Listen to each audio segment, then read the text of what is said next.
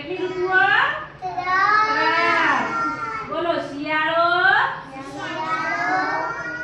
ઉનાળો અને ચોમાસું. આ ઋતુઓ આપણી ત્રણ. પછી શિયાળામાં શું લાગે આપણને? ઠંડી. તો ઠંડીમાં કપડાં કેવા પહેરવા પડે? જેકેટ પહેરવું પડે શિયાળામાં. પછી બીજું ટોપી પહેરવી પડે. પડે ને? હા.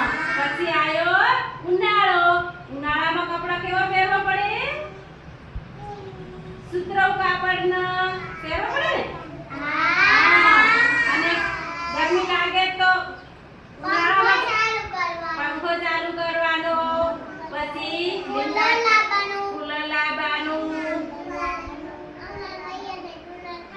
હા સરસ. પછી આવ્યું ચોમાસું. હા ચોમાસામાં શું આવે?